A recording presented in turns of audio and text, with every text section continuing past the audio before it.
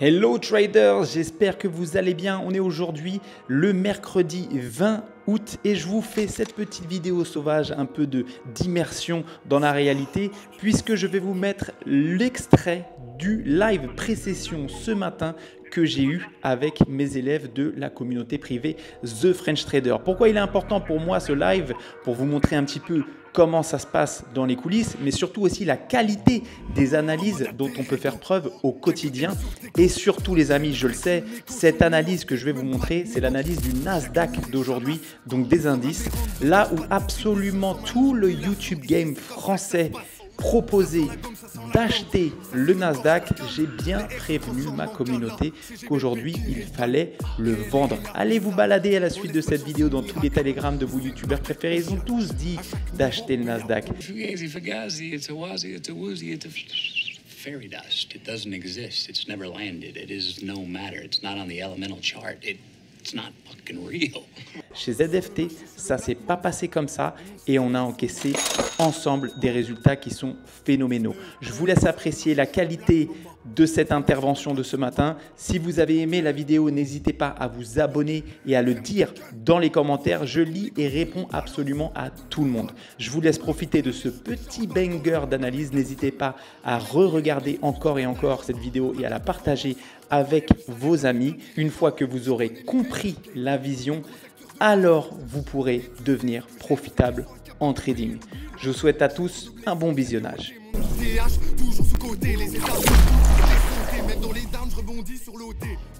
Bon, le Nasdaq, il est en chute libre.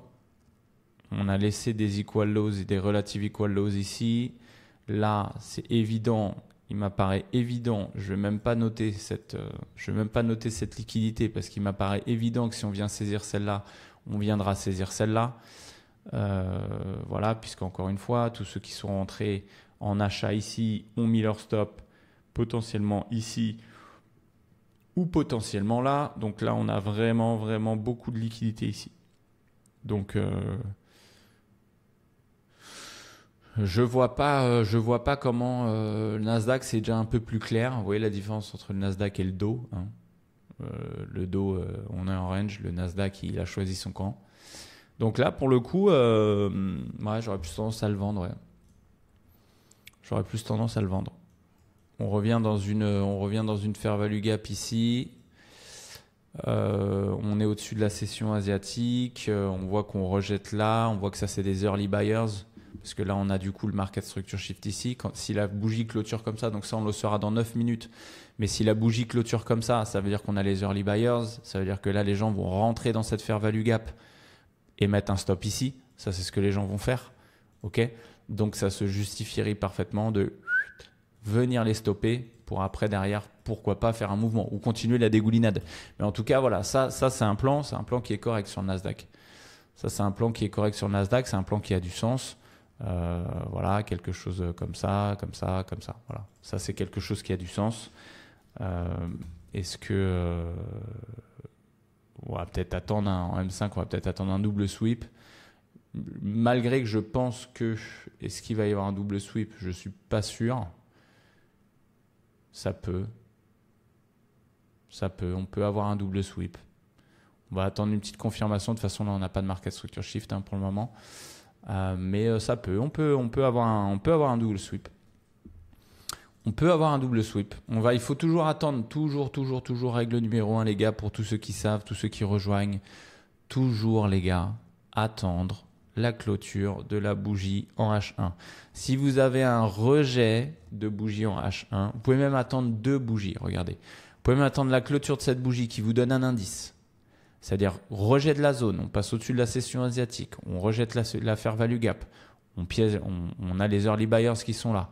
Et derrière la bougie d'après, si par exemple elle venait à clôturer en dessous de cette fair value gap, ça voudrait dire inverted fair value gap.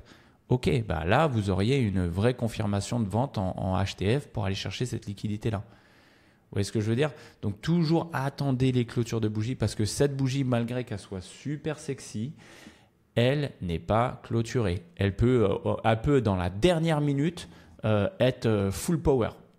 OK ? En plus, ça, on a de la FOMC minute, c'est à 20h, donc on s'en fout. peut-être pour ça que les indices, enfin en tout cas le dos est en PLS. Mais ça ouais, c'est quelque chose avec un premier TP par exemple ici. Hein, regardez, premier TP ici de 18R. Deuxième TP, deuxième TP c'est la liquidité qui est entre les deux. Troisième TP c'est celui-là.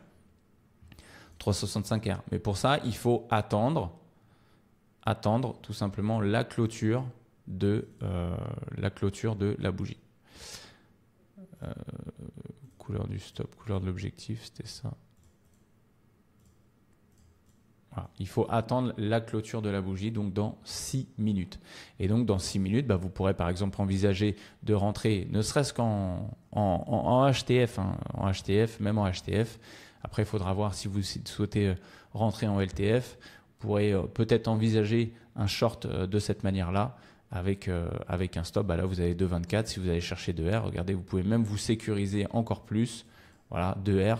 Parce que là, si le prix venait jusque-là, vous aurez compris que ça aurait remitigate toute la fair value gap, ça l'aurait probablement inversé, que cet order block serait partiellement inversé. Ok, c'était juste que c'était pas un bon trade, c'était pas le bon biais, tu vois.